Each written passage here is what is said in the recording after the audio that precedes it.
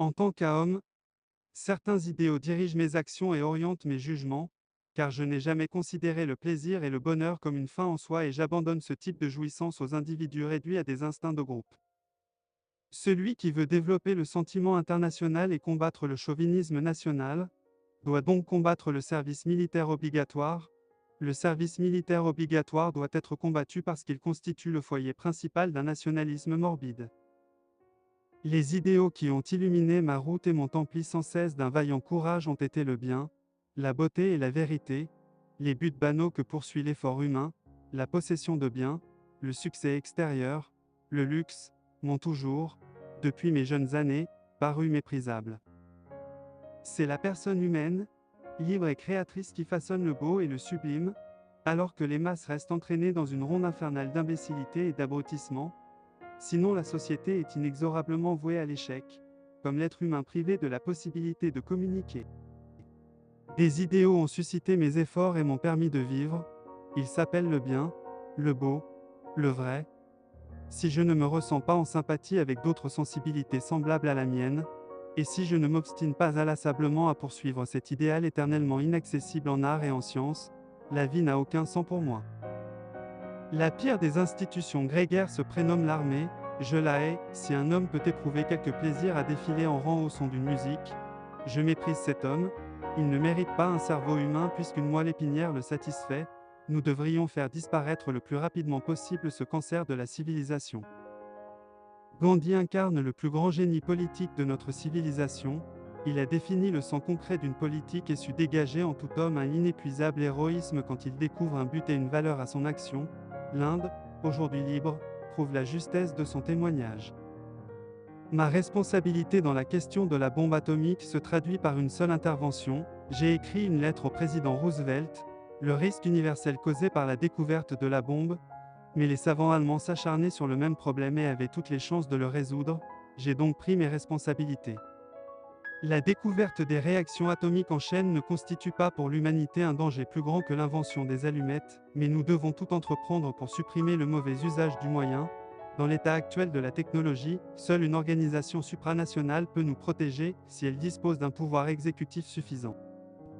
Je hais violemment l'héroïsme sur ordre, la violence gratuite et le nationalisme débile. La guerre est la chose la plus méprisable.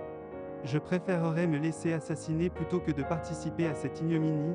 Et pourtant, je crois profondément en l'humanité. Je sais que ce cancer aurait dû depuis longtemps être guéri, mais le bon sens des hommes est systématiquement corrompu, et les coupables se nomment école, presse, monde des affaires, monde politique. À l'heure actuelle, quelle situation est faite dans le corps social de l'humanité à l'homme de science?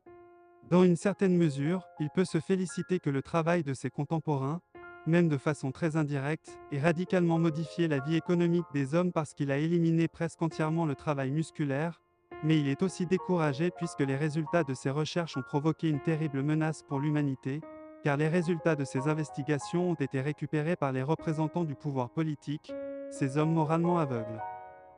Avec la gloire, je deviens de plus en plus stupide, ce qui, je le reconnais, est un phénomène très courant.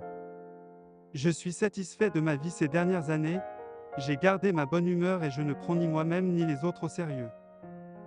Il est étrange que la science, qui jadis semblait inoffensive, se soit transformée en un cauchemar faisant trembler tout le monde. En tant qu'être humain, nous avons été dotés de ce qu'il faut d'intelligence pour nous rendre compte à quel point celle-ci est inappropriée face à l'existence. Ce que vous avez lu sur mes convictions religieuses était un mensonge, bien sûr, un mensonge qui est répété systématiquement. Je ne crois pas en un Dieu personnel et je n'ai jamais dit le contraire de cela. Je l'ai plutôt exprimé clairement. S'il y a quelque chose en moi que l'on puisse appeler religieux, ce serait alors mon admiration sans borne pour les structures de l'univers pour autant que notre science puisse le révéler. Un être humain est une partie limitée dans le temps et l'espace. Il fait l'expérience de ses pensées et de ses sentiments comme quelque chose séparé du reste, une sorte d'illusion d'optique de la conscience. Cette illusion est pour lui une prison qui le limite à ses désirs personnels et à l'affection pour les quelques personnes de son entourage. Sa tâche est de se libérer par lui-même de cette prison en élargissant son cercle de compassion jusqu'à y inclure toutes les créatures vivantes et la nature entière dans toute sa beauté. Celui qui suit la foule n'ira jamais plus loin que la foule qu'il suit. Celui qui marche seul peut parfois atteindre des lieux que personne n'a jamais atteints. Celui qui a le sentiment que sa propre vie et celle de ses semblables sont dépourvues de sang est non seulement malheureux, mais il est à peine capable de vivre. Nous devons faire attention à ne pas faire de l'intellect notre Dieu. Il a, bien sûr, des muscles puissants, mais pas de personnalité. Il ne peut pas commander, seulement servir. Il existe une très vieille question. Comment l'homme doit-il se comporter quand l'État lui prescrit des actes et que la société attend de lui une attitude que sa conscience rejette comme injuste? Il faut toujours penser par soi-même, ne rien apprendre par cœur, mais tout redécouvrir et en tout cas, ne rien accepter qui ne soit prouvé, ne rien négliger de ce qui est concevable ou imaginable.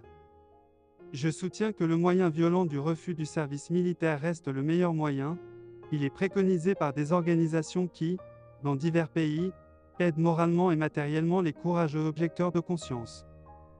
J'admets avoir besoin de me rappeler 100 fois par jour que ma vie intérieure et extérieure dépend du labeur d'autres êtres humains, vivants ou décédés. Je dois m'efforcer de donner aussi largement que j'ai reçu et reçois encore.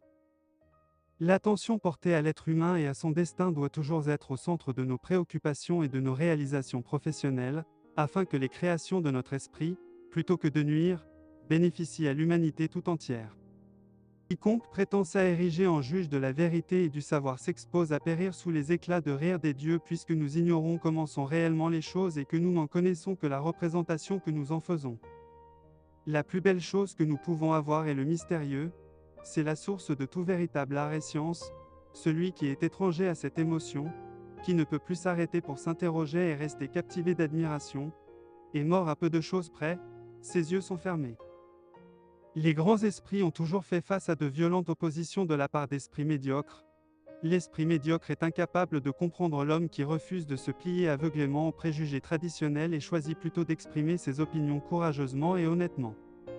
Chacun est là pour une courte visite, il ne sait pas pourquoi, mais il croit parfois le sentir, mais on sait du point de vue de la vie journalière, sans réfléchir davantage, qu'on est là pour les autres hommes, tout d'abord pour ceux dont le sourire et le bien-être sont les conditions entières de notre propre bonheur, ensuite aussi pour la multitude des inconnus, au sort desquels nous lie un lien de sympathie.